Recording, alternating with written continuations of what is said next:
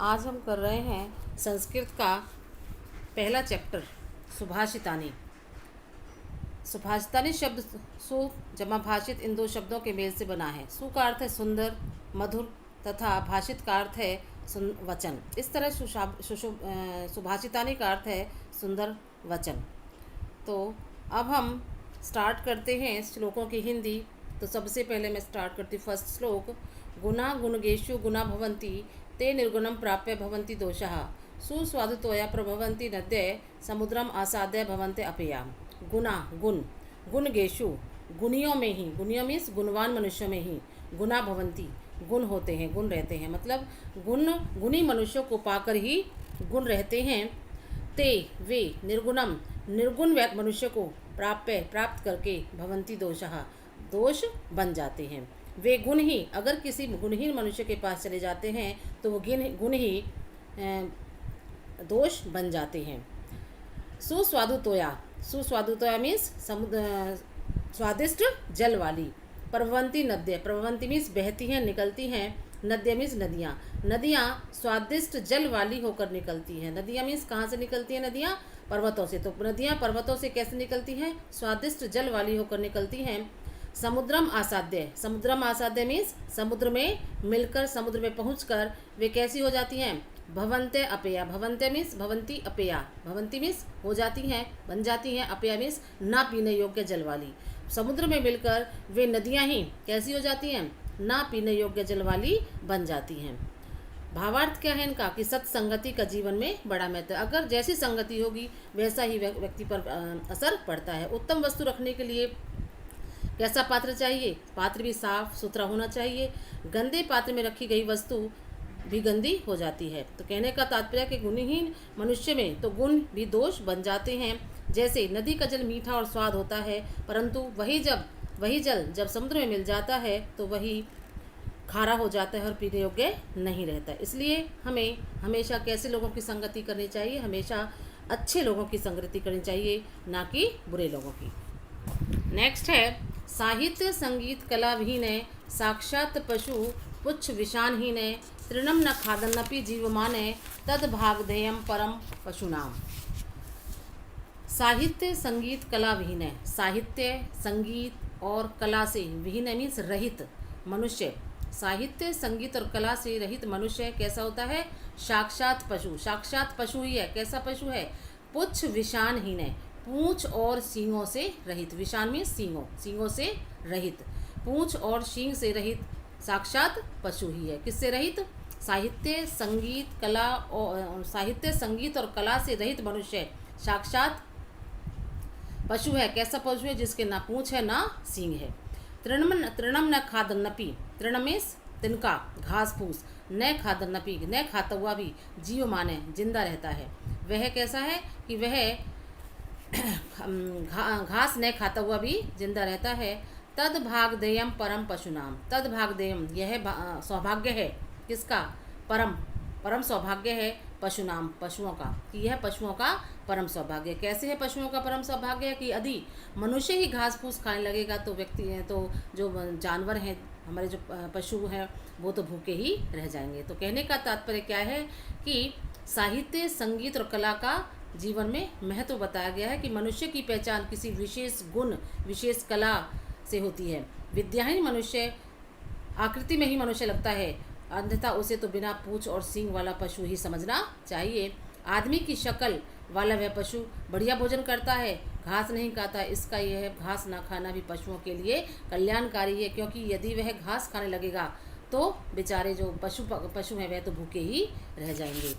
Next है लुब्धस्य नश्यति यस्य पिशुनस्य मैत्री नष्ट क्रियस्य कुल अर्थ परस्य धर्म है। विद्याफलम वैश्विन कृपणस्य सौख्यम राज्यम प्रमथ सचिवस्य नराधिपस्य। लुब्धस्य मीन्स लोभी की, नश्यति नष्ट हो जाती है, यश द लोभी मनुष्य का क्या नष्ट हो जाता है? यश नष्ट हो जाता है। पिशुनस्य मैत्री, और पिशुनस्य मीन्स चुगलखोर की, मैत्री मीन्स मित्रता, चुगलखोर की मित्रता खत्म हो जाती है, नष्ट हो जाती है। नष्ट क्रियस्य कुल अर्थ परस्य धर्म, कुल की परंपराओं का, कुल अर्थ परस्य, कुल की परंपराओं का निर्वाह न करने वाले का क्या नष्ट हो जाता है? कुल की परंपराओं का निर्वाह न करने वाले का कुल ही नष्ट हो जाता है। अर्थ परस्य, धन के लोभी का धर्म नष्ट हो जाता है और धन के लोभी का धर्म नष्ट हो जाता है। विद्या फलम व्यसनिनय, व्यसनिनय मीन्स बुरी लत वालों की विद्या फलम, विद्या नष्ट हो जाती है। कृपणस्य सौख्यम, और कंजूस की मित्रता, कंजूस कभी सुख नहीं भोग पाता, सौख्य मीन्स सुख नहीं भोग पाता। राज्यस्य प्रमथ सचिवस्य, राज्यम, और राज्य मीन्स राज्य के, प्रमथ सचिवस्य, प्रमथ मीन्स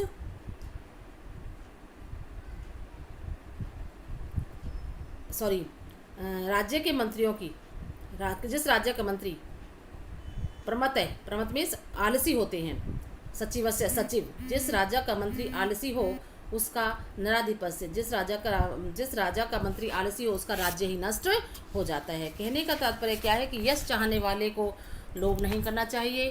कुल चुगलखोरी मित्रता के लिए हानिकारक होती है। कुल को बचाने के लिए कुल की परंपराओं का निर्वाह करना चाहिए। धन का लोभी जो परोपकार आदि धर्म के कार्य नहीं कर सकता। पढ़ाई लिखाई तभी सफल होती है यदि जीवन में किसी तरह की कोई बुरी लत ना हो। राजा के मंत्रियों का सदैव जागरूक होना चाहिए, अलर्ट होना चाहिए, अन्यथा पड़ोसी जो शत्रु हैं, पड़ोसी राज्य के जो शत्रु हैं वह उन्हें राज्य को हड़पने में देर नहीं लगेगी। नेक्स्ट है पीत्वा रसम तु कटुंकम मधुरम समानम, माधुर्यमेव जन्येन मधुमक्षिका असौ, संतस्थे सम सज्जनम दुर्जनानां श्रुत्वा वचः मधुर सूत्रम सृजन्ति। पीत्वा पीती है, रसम रस को, तो कटुकम मधुरम कड़वे और मीठे समानम एक समान ही। जो मधुमक्खी होती है, मधुमक्षिका, ये जो मधुमक्खी होती है वह कड़वे और मीठे रस को एक समान पीकर क्या बनाती है, माधुर्य में मीठा शहद ही जन्नेत में बनाती है।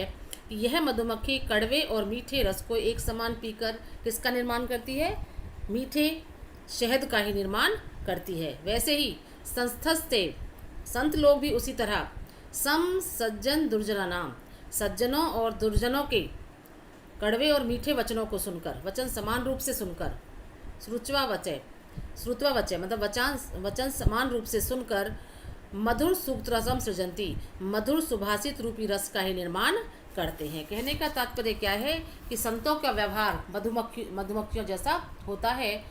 वे हर परिस्थिति में एक समान ही रहते हैं।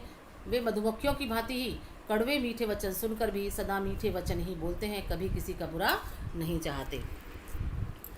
विहाय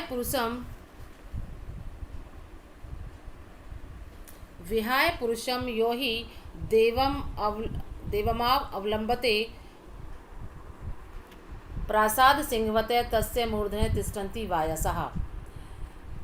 विहाय मीन्स छोड़कर, पौरुषम पुरुषार्थ को, यो ही जो मनुष्य पुरुषार्थ को छोड़कर केवल देवम अवलंबते भाग्य की आश्रित रहते हैं, भाग्य के सहारे पर रहते हैं, उनकी दशा कैसी होती है, उसी प्रकार की होती है जैसे प्रासादम सिंहस्वते, कि जो जैसे किसी महल के सामने, प्रासाद मीन्स महल के सामने बनी हुई सिंह की मूर्ति, सिंह की मूर्ति के सिर पर तिष्ठन्ति वायसा, सिर पर कोई बैठ जाते हैं। जो मनुष्य, दोबारा से देखो, जो मनुष्य पुरुषार्थ को छोड़कर केवल भाग्य के आश्रित रहते हैं, भाग्य के सहारे पर रहते हैं, उनकी दशा कैसी होती है, उसी प्रकार की होती है जैसे किसी महल के सामने बनी हुई सिंह की मूर्ति के सिर पर कोई बैठ जाते हैं। कहने का तात्पर्य क्या है, कहने के भावार्थ क्या है कि जो मनुष्य पुरुषार्थ नहीं करते, परिश्रम से जी चुराते हैं, केवल भाग्य का सहारे पर रहते हैं, ऐसे लोग अपनी शक्ति को नहीं पहचान पाते और कम सामर्थ्य वाले लोग उसका लाभ उठाते हैं, जैसे शेर के सिर पर मानो कौवा बैठ गया हो।